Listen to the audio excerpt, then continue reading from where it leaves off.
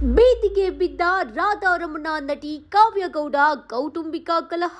ಪತಿ ಸೋಮಶೇಖರ್ಗೆ ಚಾಕು ಇರಿತ. ಗಾಂಧಾರಿ ರಾಧಾರಮಣ ಸೀರಿಯಲ್ ನಟಿ ಕಾವ್ಯಗೌಡ ಪತಿ ಸೋಮಶೇಖರ್ ಮೇಲೆ ಸಂಬಂಧಿಕರಿಂದಲೇ ಹಲ್ಲೆ.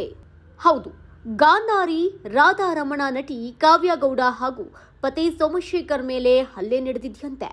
ಸಂಬಂಧಿಕರೇ ಕಾವ್ಯಗೌಡ ಮತ್ತು ಸೋಮಶೇಖರ್ ಅವರನ್ನ ಥಳಿಸಿದ್ದಾರಂತೆ. ಸೋಮಶೇಖರ್ಗೆ ಚಾಕುವಿನಿಂದ ಇರಿದಿದ್ದಾರೆ ಎನ್ನಲಾಗ್ತಾ ಇದೆ. ಅಷ್ಟಕ್ಕೂ ಆಗಿದ್ದೇನು ನೋಡ್ತಾ ಹೋಗೋಣ ಬನ್ನಿ. ಕಾವ್ಯಗೌಡ ಸದ್ಯಕ್ಕೆ ಸೋಷಿಯಲ್ ಮೀಡಿಯಾದಲ್ಲಿ ಸಿಕ್ಕಾಪಟ್ಟೆ ಆಕ್ಟಿವ್ ಆಗಿದ್ದಾರೆ. 5 ವರ್ಷಗಳ ಹಿಂದೆ ಅಂದ್ರೆ 2021ರಲ್ಲಿ ದಾಂಪತ್ಯ ಜೀವನಕ್ಕೆ ಕಾಲಿಟ್ಟಿದ್ರು. ಉದ್ಯಮಿ ಸೋಮಶೇಖರ್ ಎಂಬುವವರನ್ನ ಕಾವ್ಯಗೌಡ ಮದುವೆಯಾಗಿದ್ರು. ಇದೀಗ ಕಾವ್ಯಗೌಡ ಪತಿ ಸೋಮಶೇಖರ್ ಮೇಲೆ ಹಲ್ಲೆ ನಡೆದಿದೆ.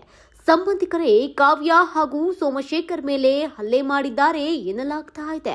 ಅಸಲಿಗೆ ಆಗಿದ್ದೇನು? ಹೌದು, ಸೋಮಶೇಖರ್ ಹಾಗೂ ನಂದೀಶ್ ಒಡ ಹುಟ್ಟಿದ ಸಹೋದರರು. ಕಾವ್ಯಗೌಡ ಮತ್ತು ಪತಿ ಸೋಮಶೇಖರ್, ಪ್ರೇಮ ಮತ್ತು ಪತಿ ನಂದೀಶ್ ಒಂದೇ ಮನೆಯಲ್ಲಿ ವಾಸವಿದ್ರು. ಅತ್ತೆ ಮಾವನ ಜೊತೆಗೆ ಜಾಯಿಂಟ್ ಫ್ಯಾಮಿಲಿಯಲ್ಲಿ ಕಾವ್ಯಗೌಡ ನೆಲೆಸಿದ್ರು. ಕಾವ್ಯಗೌಡ ಹಾಗೂ ಓರ್ಗಿತ್ತಿ ಪ್ರೇಮ ಮಧ್ಯೆ ಮನಸ್ತಾಪ ಇತ್ತಂತೆ. ಕಾವ್ಯಗೌಡ ಮಗಳು ಸಿಯಾಳನ್ನ ನೋಡಿಕೊಳ್ಳುವ ಹುಡುಗಿ ಸಂಬಂಧ ಮನೆಯಲ್ಲೇ ಜಗಳ ಶುರುವಾಗಿದೆ. ಮಾತಿಗೆ ಮಾತು ಬೆಳೆದು ಕೈ ಮಿಲಾಯಿಸಿದ್ದಾರೆ ಎನ್ನಲಾಗಿದೆ. ಕಾವ್ಯಗೌಡಗೆ ಪ್ರೇಮ ತಂದೆ ರವಿಕುಮಾರ್ ಅತ್ಯಾಚಾರ ಬೆದರಿಕೆ ಹಾಕಿದ್ರಂತೆ. ಕಾವ್ಯಗೌಡ ಪತಿ ಸೋಮಶೇಖರ್ಗೆ ಚಾಕುವಿನಿಂದ ಇರಿದಿದ್ದಾರೆ ಎನ್ನಲಾಗಿದೆ. ಸದ್ಯ ಖಾಸಗಿ ಆಸ್ಪತ್ರೆಯಲ್ಲಿ ಕಾವ್ಯಗೌಡ ಪತಿ ಸೋಮಶೇಖರ್ಗೆ ಚಿಕಿತ್ಸೆ ನೀಡಲಾಗ್ತಾ ಇದೆ. ಘಟನೆ ಸಂಬಂಧ ರಾಮಮೂರ್ತಿ ನಗರ ಠಾಣೆಯಲ್ಲಿ ದೂರು ದಾಖಲಾಗಿದೆ.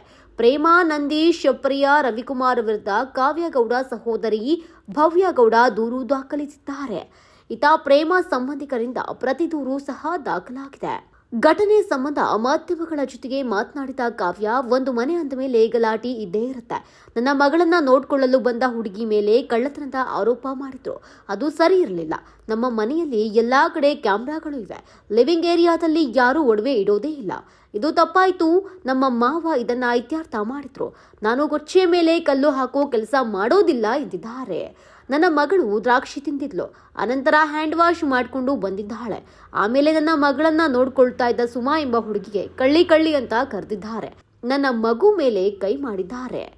ಘಟನೆ ಸಂಬಂಧ ಕಾವ್ಯ ಆಗಿರುವಂತಹ ವಿಚಾರವನ್ನ ವಿವರಣೆ ನೀಡಿದ್ದಾರೆ. ನನಗೆ ಪೊಲಿಟಿಕಲ್ ಪವರ್ ಇದೆ. ನಿನ್ನನ್ನ 100 ಜನರ ಮುಂದೆ ರೇಪ್ ಮಾಡ್ತೀನಿ ಅಂತ. ರೇಪ್ ಅಂದ್ರೆ ಅಷ್ಟು ಈಸಿನಾ? ನಾನು ಸಿಲ್ಲಿ ವಿಚಾರಗಳಿಗೆ ನ್ಯೂಸ್ಗೆ ಬರುವ ಹುಡುಗಿಯೇ ಅಲ್ಲ. ನನ್ನ ಪ್ರೈವೇಟ್ ಪಾರ್ಟ್ಸ್ಗಳಿಗೆಲ್ಲ ಹೊಡೆದಿದ್ದಾರೆ. ಇದಕ್ಕೆ ಕಾನೂನು ಪ್ರಕಾರವಾಗಿಯೇ ಶಿಕ್ಷೆ ಆಗಬೇಕು. ನಾನು ತಪ್ಪು ಮಾಡಿಲ್ಲ, ಅದಕ್ಕೆ ಧೈರ್ಯವಾಗಿದ್ದೇನೆ. ನನ್ನ ಗಂಡನಿಗೆ ಚಾಕುವಿನಿಂದ ಚುಚ್ಚಿದ್ದಾರೆ. ಅದೃಷ್ಟವಶಾತ್ ಪ್ರಾಣಾಪಾಯ ಆಗಿಲ್ಲ. ನನಗೆ ನ್ಯಾಯ ಬೇಕು ಎಂದು ಮಾಧ್ಯಮಗಳ ಜೊತೆಗೆ ಮಾತನಾಡುವಾಗ ಕಾವ್ಯಗೌಡ ಹೇಳಿದ್ದಾರೆ. ಒಟ್ಟಲ್ಲಿ ಮನೆಯಲ್ಲಿಯೇ ಇತ್ಯರ್ಥವಾಗಬೇಕಾಗಿದ್ದಂತಹ ವಿಚಾರ ಬೀದಿಗೆ ಬಂದಿದೆ. ಇಷ್ಟು ದಿನ ಸೈಲೆಂಟ್ ಆಗಿದ್ದ ಕಾವ್ಯ ಸಂಸಾರ ಇಂದು ಬೀದಿಗೆ ಬಂದಿರುವುದು ಅಭಿಮಾನಿಗಳಿಗೂ ಕೂಡ ಬೇಸರ ತಂದಿದೆ. ಪ್ರಾಥಮಿಕ ಹಂತದಲ್ಲಿ ತನಿಖೆ ಮುಂದುವರೆದಿದ್ದು ಸತ್ಯಾಸತ್ಯತೆ ನಂತರ ವಿಚಾರ ಬಹಿರಂಗವಾಗಲಿದೆ. ನ್ಯೂಸ್ ಡೆಸ್ಕ್ ಮಾಧ್ಯಮ.